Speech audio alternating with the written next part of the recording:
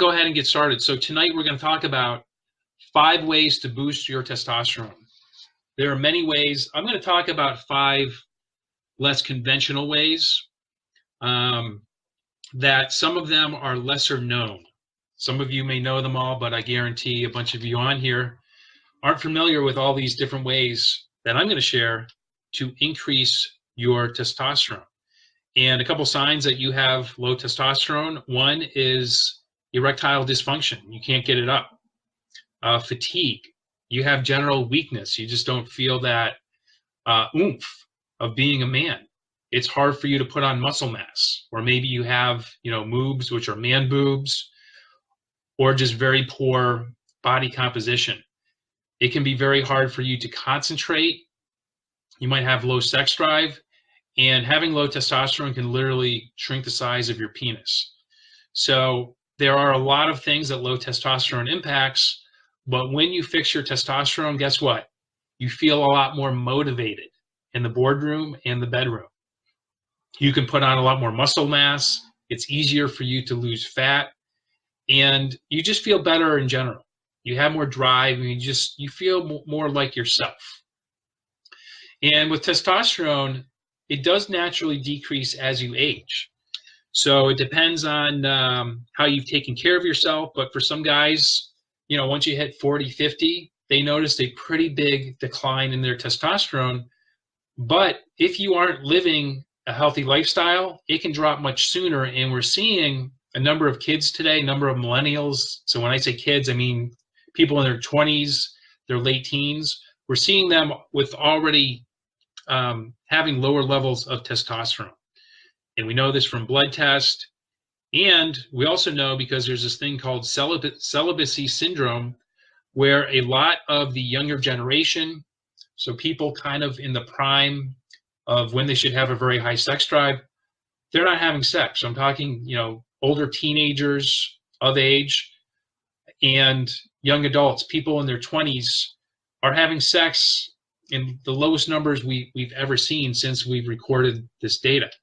So it does affect a lot of people. And as I said, aging is a big factor, but other things that can impact your testosterone, drinking. So drinking actually converts your testosterone into estrogen. And that's why, like, a lot of people that drink a lot, especially guys, they'll get the man boobs. They'll get a big belly. And it's because they're making more estrogen and making less testosterone from drinking too much. Stress is another big one. So when you don't properly manage your stress, there's a thing called pregnenolone steal syndrome. More of your body uses, so cholesterol is the backbone for testosterone, but what happens is your body will produce cortisol at the expense of pregnenolone, which goes on to make testosterone. So just having too much stress and not dealing with it can impact your testosterone levels. Not sleeping enough impacts your testosterone. Having a bad diet, eating chemicals, so things like BPA, other chemicals impact your testosterone levels, and blue light, which is a major, major offender. So we're going to talk about that more. So the number one thing you need to do to fix your testosterone is you need to fix your circadian rhythm. So if you're up late every night, you're doing work on your computer, you're not protecting your eyes, you're not protecting your skin, that's going to impact all of your hormone levels, but it's also going to impact your testosterone.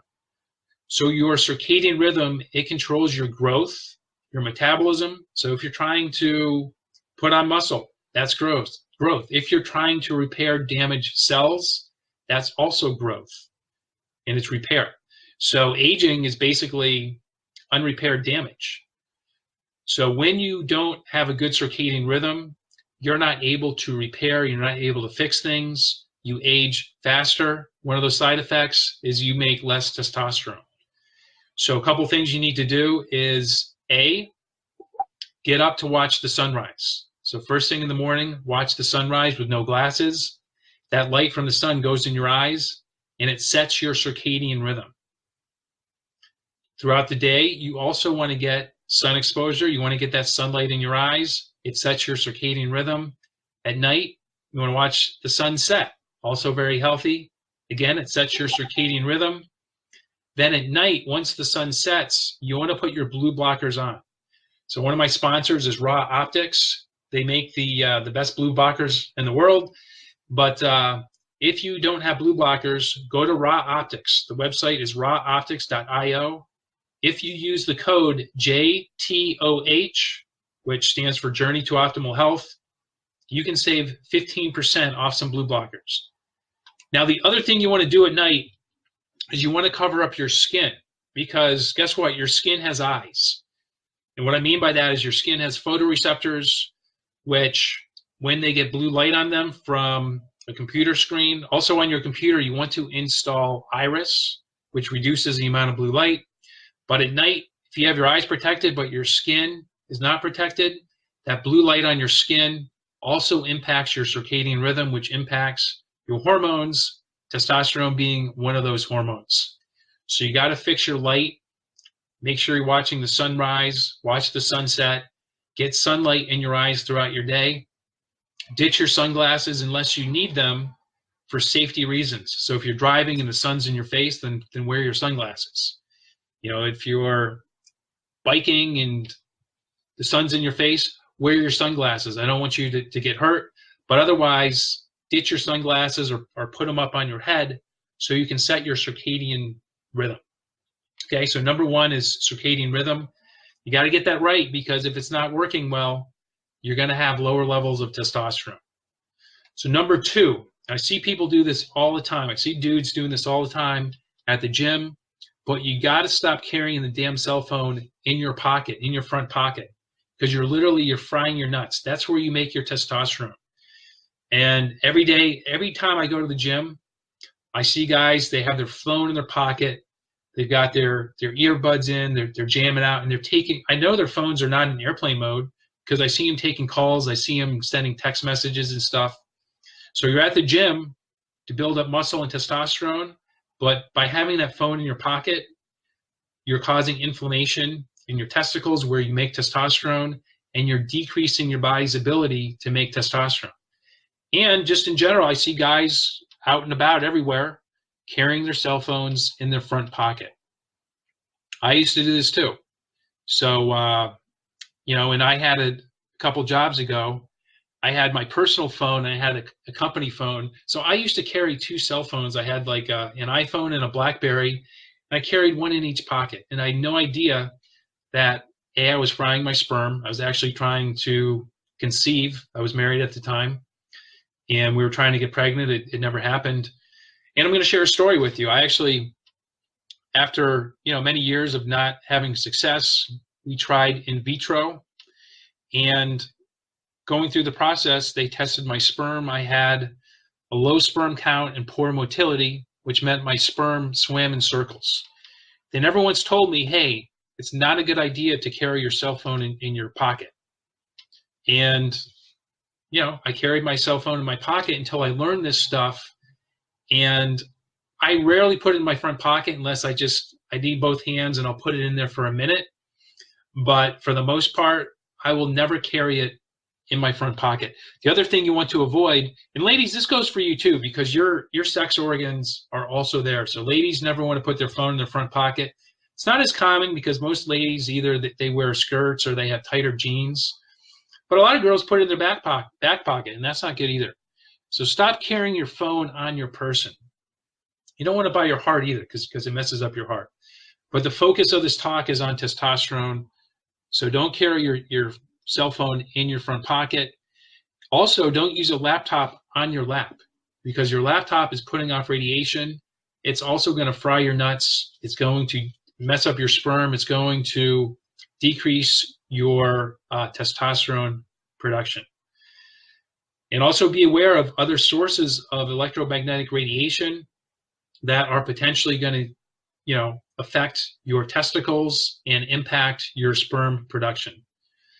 Okay, so number two, no cell phone in your pocket, no laptop, or any other chronic exposure to your testicles or any part of your body for that matter, because it causes inflammation and it leads to bad things down the road. So number three is either sunlight or red light on your testicles. So if you do sunlight, the ideal time to do it is in the first 30 minutes of sun.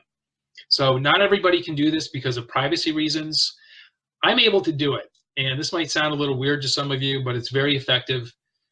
But the sun rises into my apartment. So I can be naked in my apartment. People can't see me from the outside. I get that sun exposure on my testicles. And what it does is that the frequencies of red light from the sun increase my ATP production. So I make more ATP, which means more energy, which means more testosterone production. They have tested this in rats, and 15 minutes, it's 15 or 20 minutes increases testosterone production by like 20 to 25%. So it's pretty substantial. Now, if you're not able to, if you don't have the privacy to use the sun, you can use a 660 or 670 nanometer light. Got one right here. So, for example, this is a UFO light, and you know, in the wintertime when it's too cold to do that, I'll use this. I'll use this for 15 minutes, and it's very effective. So if you use a red light, you can kind of do it anytime. If you use the sun, you want to use it in that first 30 minutes because you want to use it before the UV enters the spectrum of the sun. And the reason for that is when you get that morning sunlight, it sends a signal to your brain, to your pituitary gland to start making and releasing hormones. Once UVA light enters the sun spectrum, it sends a signal to turn off that hormone production. So if your goal is to optimize your testosterone production, you want to get it first thing in the morning before there's UVA in the spectrum. It sounds crazy. Not every guy is willing to do it, but guys that do it, I hear from guys that have done it all the time, like their morning wood is back, their erectile dysfunction is gone. They notice a lot of benefits within a pretty short period of time. I'm talking like 2 to 3 weeks. Same with stopping carrying the cell phone in the pocket. That also tends to lead to a return of morning wood for guys. Now, a third thing you can do if you don't have privacy to sun your balls is to get some kanikis. And kanikis are swimwear that allow basically light to penetrate through them. You can buy them on Amazon. It's spelled Kiniki, I believe. But it's kind of tight-fitting swimwear. I do feel a little awkward when I wear it in public, so I don't wear it in public that often. But it is something you can do to be able to get some sunlight on other parts of your body that normally you wouldn't expose. Okay? Number 4 is cold thermogenesis. So I've talked about this one a lot. If you don't have my top 9 biohacks, go to my website, journeytooptimalhealth.com. You can download them there. In my top 9 biohacks, cold thermogenesis is one of them. I have a 3-step process to teach you how to adapt to the cold very rapidly, and I have videos to show you how to do that. Now, the benefit of cold is not necessarily that it increases testosterone production. When you look at the research, it's kind of mixed. Some of the research says it does, some says it doesn't. But with your hormones, there are 2 sides to your hormones. There are your hormone levels, and there are your sensitivity to your hormones. So what the cold does is it makes you more sensitive to the hormones that you have. So you can have lower levels of testosterone, but once you adapt to the cold, you become more sensitive to those levels of testosterone. You're using more of it. So cold thermogenesis, which basically means, you know, you're submerging your body in cold water. That's how to get the maximum benefit from it.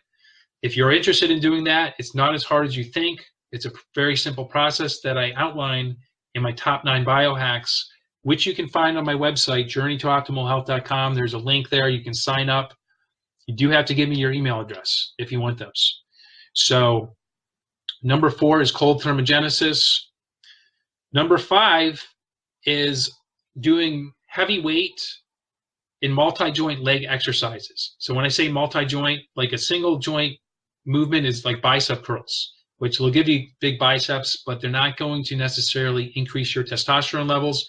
Multi-joint is a squat where you're bending your hip and your knee and your ankle joints. That's multi-joint. So you want to do heavy weight, not necessarily your heaviest, because you want to have explosive power as well. So doing squats or deadlift with explosive power are an excellent way to increase your testosterone production. Another way, if you don't have access to a gym or if you just don't want to lift weights, is doing high intensity interval training, something with your legs. So sprints are the best thing. So hill sprints are awesome, especially if you're trying to shed some weight. You know, if you're really heavy, it's going to be too much for you. But if you're in decent shape, do some hill sprints. Find a pretty semi-steep hill, sprint up it as fast as you can, walk down, rest for a minute or two, do it again. You know, do that 5 times. And not only are you going to massively increase your testosterone, you're also going to burn fat like crazy. So there you have it. Number 1, circadian rhythm. Number 2, no cell phone or laptop exposure to your testicles. Number 3, light, either morning sunlight or 660, 670 nanometer light on your balls. 4 is CT. And 5 is either squats, deadlifts, or high-intensity interval training. So if you guys have any questions, or ladies, let me know. I'm happy to answer them. See a few new people joined. Hey, what's up, Shannon, Rich, Susie, Estrella, Mr. Odell, and Andy Jordan. Great to have you guys on the call. Now, since I don't see any questions, let me talk a little bit about what I do. But if you're a busy professional or entrepreneur and you feel overwhelmed with your health, you struggle with your energy levels, your motivation is not where you'd like it to be, and your goal is to create a lifestyle that builds a solid foundation of health that provides you consistent energy and the drive you need to succeed in your profession and your life, I have an invitation for you. I want to give you the opportunity and possibility to see if you'd be a fit for my mentorship program, the Optimal Health Protocol. And the way it works is I work with you hands-on over 12 weeks. I provide you coaching, accountability, and most importantly, hands-on support or guided support through 4 key elements. So element number 1 is self-image design. And what happens when you've been dealing with a certain issue for a number of years, let's say it's excess weight, low motivation, or a chronic health issue, it becomes part of your self-image. It becomes part of the story that you tell yourself. And what happens is you hear about something, you try it out, you get all excited to make a positive change, and maybe you get some positive results. But what invariably ends up happening is a few weeks down the road, all of a sudden your self-image kicks in, the story you've been telling yourself pops up, and it can literally cause you to relapse. You fall back into your old habits. So what I do is work with you to create your ideal self-image that supports and is aligned with the life you want to create for yourself. So does that make sense? So number 2 is energy optimization. So working with you to identify your ideal nutrition, looking at different biohacks and the right movement for you to optimize your energy production, and also looking at what we need to remove, such as EMFs, different chemicals in your environment that are impacting your energy levels, so we can get you to steady, consistent energy so you have the energy to do all the stuff you want to do with your life. So number 3 is my brain gut protocol, where we optimize your gut health, because a lot of people eat food. If you don't have good gut health, you don't absorb the nutrients from your food. So we get your gut healthy, we get your brain healthy, so you have great focus and concentration, and so you have the drive you need to do the shit you want to do in your life. And number 4 is lifestyle integration. So helping you to add these new habits to your life and to seamlessly make them a part of who you are. So being a healthy person is just who you are and not who you're trying to be. So make sense? So providing you accountability, making sure you're not taking on too many things at once, and making sure you're doing things in the right order. So if that sounds like something that would help you, reach out to me. We can schedule a time to talk, and we can see if it's a good fit. So it looks like I've got a couple questions here. So Emma Snow asked, what cytochrome does red light enter when increasing ATP? So that, I think it's cytochrome 4, Emma. Don't quote me on this. But so when red light, so what Emma's talking about, if you don't know what your cytochromes are, so your mitochondria has these respiratory proteins. They're called cytochromes. There are 5 of them. And basically electrons and protons go through your cytochromes and they make ATP. So the 5th cytochrome, it literally spins around. It creates ATP. So red light goes in, it spins that. I think it might even go to cytochrome 5. It spins that ATPase and it spits out ATP at 100% efficiency. And that's why I'm always telling people, go outside, get sunlight, because that's the infrared light from the sun and the UV light from the sun create a whole bunch of ATP at 100% efficiency. It's much more efficient than eating food. Okay, Macrina asked, where would female use red light to increase testosterone? So Macrina, women make their testosterone in their adrenal glands. So you just want to get red light on you in general. It's also very important that you manage your stress. Also, the blue light thing is huge because adrenal fatigue is mostly caused from too much blue light exposure at night. It completely destroys your circadian rhythm and it causes adrenal fatigue. So if you have adrenal fatigue, it's going to impact your testosterone. If you do all the things I recommended, those are going to improve your testosterone for women as well. Seth Greenberg, hey Nathan, does closing your eyes mitigate the entrance of blue light in through the retinas? So Seth, I think you're asking if you're outside and you have your eyes closed. Yes and no. So it's going to decrease the amount of blue light, but blue light penetrates to a certain depth in your skin. So for example, if you're exposed to a lot of blue light, your thyroid's right here, and the blue light actually penetrates to the depth of your thyroid, causing inflammation. So if you're outside, and your eyes are closed, you're going to limit the blue light in there, but some blue light is still going to get through. And also you have melanopsin on your skin, so that's going to help set your circadian rhythm. At the same time, you do want to get some actual sunlight in your eyes. Let's see, so the next part of Seth's question, does the laptop radiation also happen if you're running off the battery supply only without any Wi-Fi? Very good question, Seth. So it does. If you have and it also depends. So for example, my laptop is grounded. I have a 3-prong cord plugged into my laptop, so it's grounded. So that decreases the radiation from the electricity. But you can check the magnetic field of the laptop. Mine has very little radiation, but there is a small amount. So even if you don't have Wi-Fi on, even if your laptop is in airplane mode, I recommend creating some space between your laptop and your lap and your testicles. So you can get use like a pillow or a cushion or something to create that space, because if it is right against your lap, you are going to get some of the EMFs, though not as much as you would get if you had Wi-Fi on as well. All right, so I think that does it for questions. If you guys have any last-minute questions, let me know.